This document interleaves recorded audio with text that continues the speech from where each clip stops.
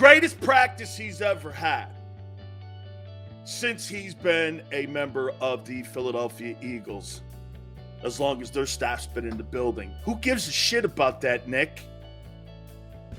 Nobody cares about that except you. And it was important for you to get that out there, that he practiced great. Well, welcome to the NFL, kid.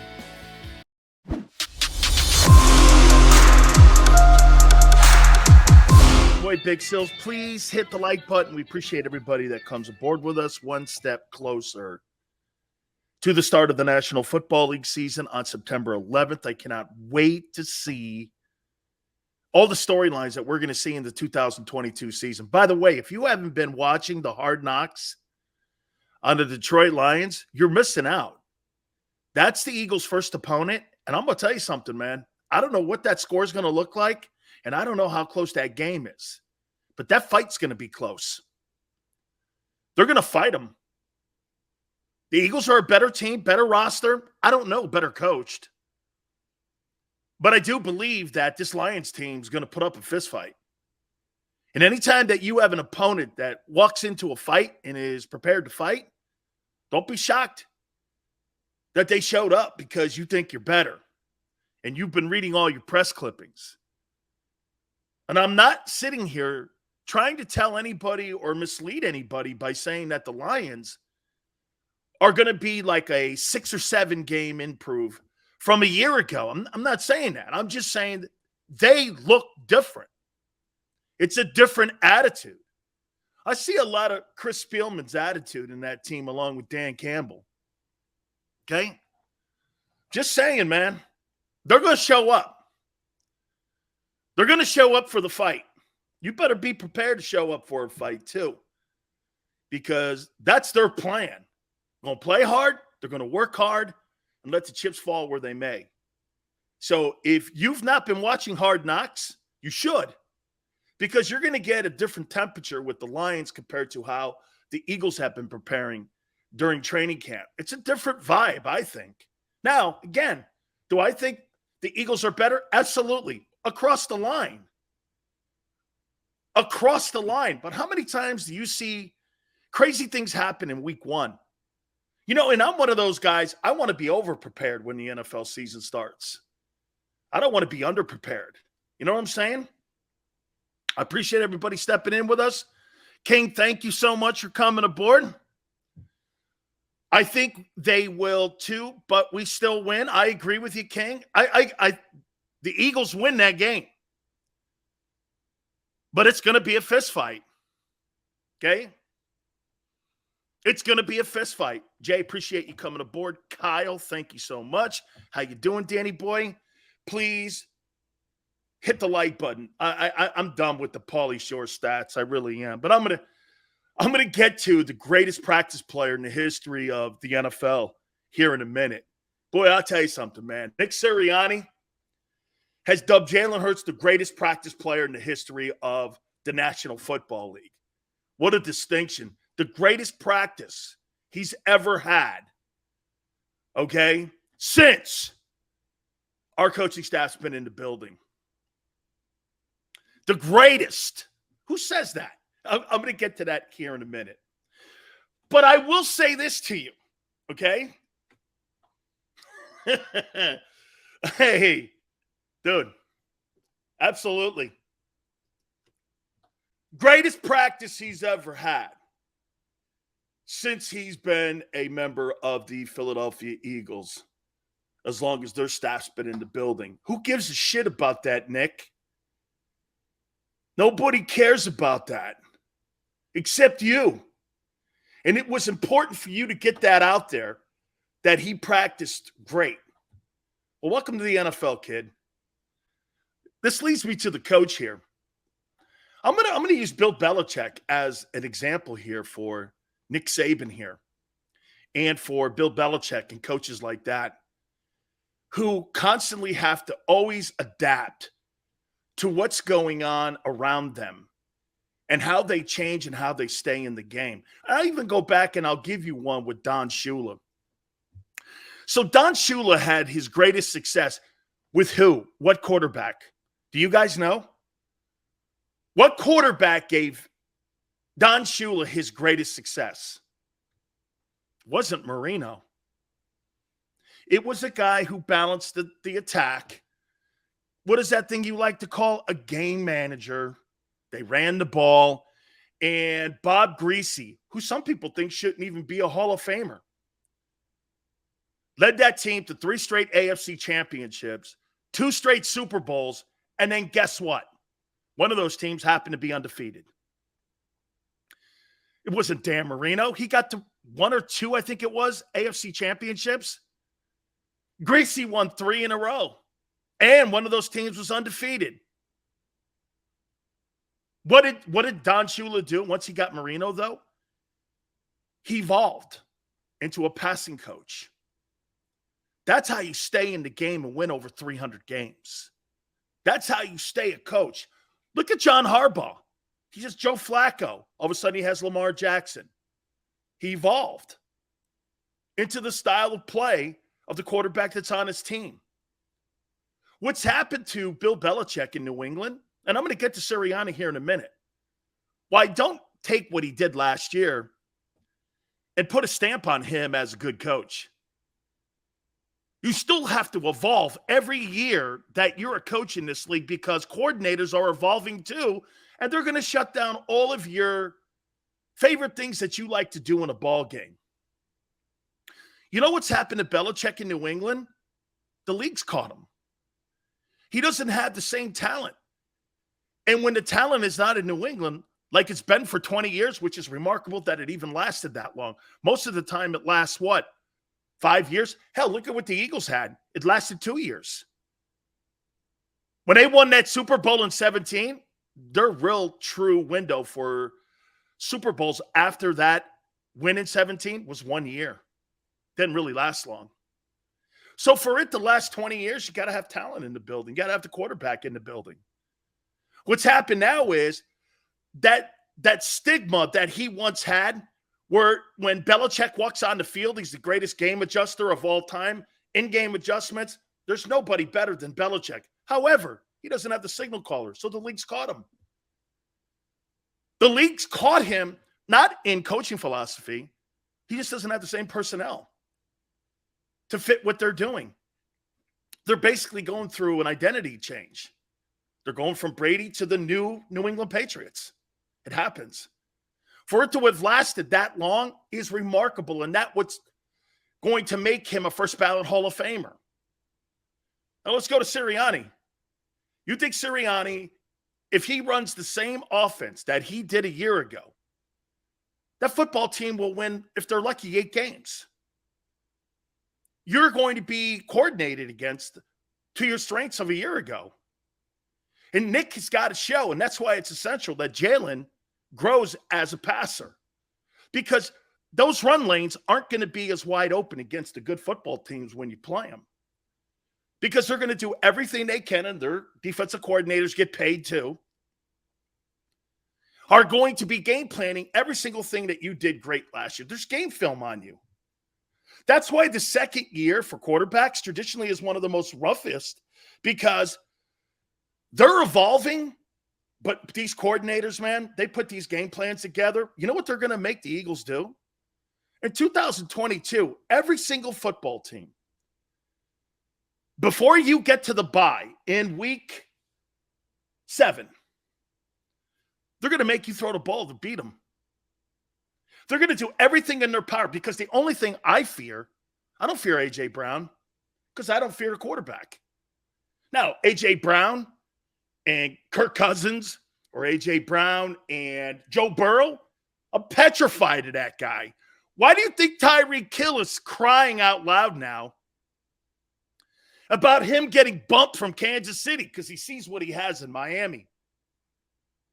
He's not going to have the same numbers in Miami. He'll never live here.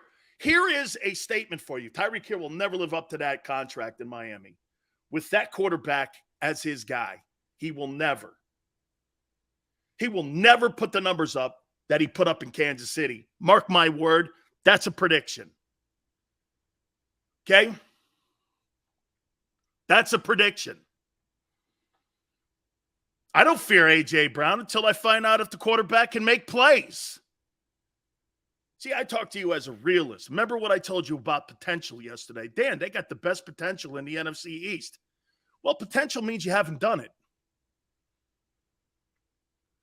So, Shane Steichen and Jalen and Nick have to evolve this year. Coaches get caught all the time. Bill Walsh said there's usually a 10-year window for NFL head coaches before, one, the locker room's not listening to you anymore, or guess what? You just run out of talent. Most of the time, that's why those two dynasties that they had in New England, because of Brady and his work ethic, are remarkable. You don't see those gaps like that when it comes to winning a Super Bowl 10 years apart. You just don't. It doesn't work like that. Salary cap issues, rosters constantly changing, coaches getting caught up with. Okay? There's no question that this coaching staff has to evolve this year. There's more question marks for me on the coaching staff than on Jalen Hurts or the offense. I don't buy them yet. Now, today they didn't have a dual practice with the Dolphins because the Dolphins have some sort of virus. Okay, that's fine. We'll see. And it really doesn't matter if the Saturday game's on or off. They're going to play people, and they're looking really for the last 5% of their roster right now, which guys should be cut, which guys shouldn't be cut. They pretty much know already who their guys are going to be. When it comes to getting down to their 53, I think that's next Tuesday. So, I mean, they already know. This is about 1 or 2 or 3 guys left on the roster that they've got to make a decision on, or they go into the open market and see if there's anybody out there on the street. That's what they're going to do. Okay? That's what they'll do. Make no mistake. Hey, how about this? I don't know. I look at the way that the coaching staff has been with the overboard of kudos to Jalen Hurts. It's obnoxious. It's utterly obnoxious.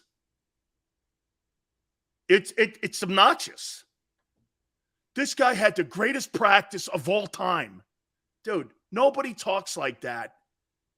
I've never heard an NFL coach in my life, playing or covering him, say that about his quarterback. This guy had the greatest practice I've ever seen since we've been in the building. Why is that important to you? Why is that important that you have to sell it so that your team hears it and your quarterback hears it? Doesn't he know it? Dude, usually when you're great, you don't have to be told. You know it. I don't hear Andy Reid going, this guy here, man, I mean, unbelievable. Should have seen him in practice today. Or Josh Allen. I don't hear any of that. But 2-2. They're overcooking it. If you learn anything from me, anytime someone's overselling you something, be cautious. It's a red flag. Guy comes to you and says, dude, this is the greatest car you've ever seen.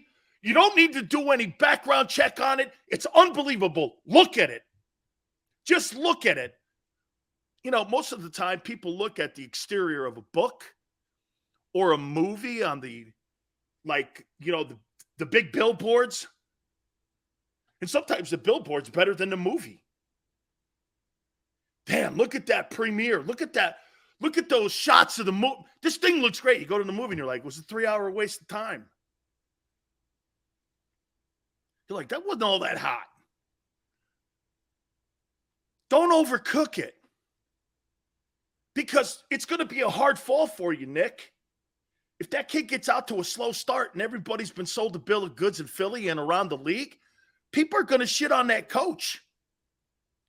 They're going to look at Nick Sirianni for overcooking it going, dude, you told us this guy was the guy. You've been selling it to us this way. And if you're an Eagle fan, why wouldn't you buy it? And by the way, you want to trust your coach, your organization? I'm totally on board with that. I'm not saying, I'm just saying pump the brakes here a little bit. And then you've got the media sources out there constantly just feeding into it. And you're like, this is all potential talk. Kyle says you're looking too far into it, Sills. I'm not reaching anything. When someone overcooks something or oversells me something, I'm going to do more due diligence and homework on it. Aren't you? The greatest practice of all time. Okay? Greatest practice of all time. Okay? Hey, dude. See, you know one thing I'll tell you about Xander Krause? Xander Krause is one of the greatest Eagle football fans I've ever seen. Okay? He's passionate. He's loyal to the soil. All of that. You know what he says, though? There's a percentage of us here in Philly. Okay? A percentage, not a high one. Bunch of yes men in Philly could be the biggest weakness here. That's right. Real men thrive when there's competition. And by the way, this is not really an indictment on Jalen. This is more on Nick. This really almost has nothing to do with Jalen. I'm not ripping Jalen. This has almost nothing to do with Jalen Hurts. Honest to God, he's the subject, but I'm not aiming this at him. And if it's landing there, you're wrong. I'm not. Jalen's done nothing wrong but go out and get ready for the 2022 season. I said that yesterday. So make sure it's landing there for you. I'm not talking bad about Jalen. I'm talking shit on Nick. I'm talking shit on Nick. You know, one day the T-shirts and the comments and the Kobayashi videos and all that shit's going to catch his ass, and he's going to be caught in the bind when he's going to go, hey, the guy was 14 to 31 for 3 picks, and they got beat by the Lions. Nick, what's up? And when you have to answer that, all that shit you did and all that back-talking, because let me tell you something. Nick Sirianni's going to be gauged on every single game that he coaches this year in 2022. Because people in Philly are going to be doing this. Was it a one-year wonder? Was it good coaching? Is he a good coach? Because right now, if you're saying the same thing about Jalen Hurts and doing this, well, Jalen's in a prove-it year for me. So is Nick. They beat shit teams last year. And again, they got better in the back end of the schedule when the teams weren't good. Okay?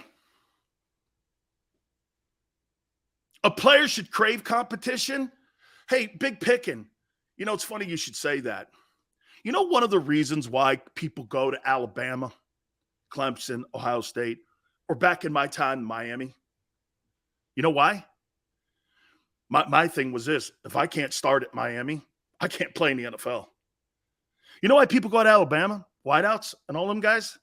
Linebackers? You know why they go to Bama? If I can't start at Alabama, I can't star in the NFL. What's the sense of starring at UConn, playing 4 years there, and you're a 7th rounder and your dream ends? I'd rather play 1 year at Alabama than 4 years at UConn. I made that very clear. Hey, if I played 1 year, that's fine with me. I played and started on the greatest dynasty next to Alabama's dynasty in the last 50 years in college football. I'd rather have that distinction than playing 4 years at UConn or Syracuse. Wouldn't you? Because that's competition. Behind me is Russell Maryland, number 1 overall selection in the draft. Cortez Kennedy, Hall of Famer. Guys coming in, we're sapping them guys. Nobody's beating me out. That's competition. That's competition. Creating competition. Look at what Jeff Stoutland does. Jeff Stoutland's got competition, and that's why those guys play like that. There's no competition on the other side of the defense because Jonathan Gannon is still learning how to create competition on his team. Jonathan Gannon is so far behind Jeff Stoutland, it's like high school and the pros. He's so far behind him as a coach. It's evident in the approach and how they prepare for games. That Cleveland game was a great example of it. Great example of it. Paul says Gannon's got to go. Gannon's going to be his own undoing. By the way, Hollis Thomas in hour number 3 at 5:30. I'll ask Hollis because I'm with you guys, man. Okay, I can't take that. I can't take that soft-ass mentality. I just can't. By the way, is Miles Sanders still on the injured list? Jesus criminy. This guy's made of balsa wood. Is he ever going to play? Good grief. Still, that's bullshit. Doesn't matter where you play. If you can ball, you can ball. Tia, I was talking competition, my friend. I'm not talking about being found. I like competition. I want to go to the best places on the planet and compete with the best players on the planet. That's what I wanted. I'm not saying that you can't find somebody at like Tennessee, Chattanooga, or Alcorn State, or Mississippi Valley State. I'm not saying that. I never said that. I said I like competition. I'm going to the place that has the best players on the planet, and they're 10 deep, and I'm going to beat them all out. I like to compete. You don't like to compete? That's fine with me. I do. Williams says soft tissue injury for Sanders. Must be his heart. Must be his heart. Jesus criminy, kid. Was this guy making business decisions? Well, oh no, you know what? I forgot. He's already made the team, so he didn't really have to practice hard. I think Belichick could have cut that guy. I do. I think Belichick or Saban would have sent that guy out of town. Sorry, kid. We're too deep here. I'd rather go at it with Gainwell and Boston Scott than sit around and wait for your ass to tell us whether you're injured or not. Not happening. I need guys I can count on. I need guys that'll be there every Sunday for me. I can't have this stuff. I just can't. No disrespect to you. You're probably a great kid. I think a lot of you, not here. I'm out. Okay? Still, I don't care. Still, we're going to agree to disagree. I like playing at giant programs and beating all the five-star kids out. You're talking about Jerry and T.O. I never said you can't find. Jesus Christ. Jesus criminy. I like going to big programs and beating every kid they got in the place out. Some of these guys go to smaller schools and get found as superstars in the NFL. Congratulations. That's not my point. It's so far from my point. You're not even really gathering the point. Anyway, Miles has missed the same number of practices that Devonta Smith did. He has. I don't ever remember Miles Sanders. I can't remember the last time I've seen him. I mean, I can't remember the last time I've seen him in a game or in a practice. And I thought it was only like a week that Devonta was out. You know what I'm saying? Hey, Florida Gator fan, back in the day, you know what I'm talking about with those Gator teams. With the Great Wall of Gators, with Lomas and them dudes. Or how about Neil Anderson, Lorenzo Hampton, and John L. Williams in the backfield? Those are the guys I played against. Woo! Oh, man. Oh. Yeah, let me move on here. I got another issue here. Or not an issue, but a question. So, again, Nick telling us how great a practice player. But, hey, I'll tell you this, though. The Miami Dolphin fans are doing the same thing to Tua. So I posted up there. I go, I just don't think Tua's the guy because I heard some really bad stuff yesterday off the record from a guy, and he said this guy throws ducks. He is not a very good deep passer. He's accurate in short game, but he's not a very good deep passer. Okay, and when you got Tyreek Hill and Jalen Waddle on your team and you can't throw the ball deep, you got troubles getting the ball deep, that's a problem for me. And I said this, I go, even Chris Greer and the Miami Dolphins for the last 3 years have been trying to replace the kid. With either Brady or Deshaun Watson, they haven't done a very good job at being, at least keeping that in the front office. That stuff has been very public. They've been trying to replace him for 3 years.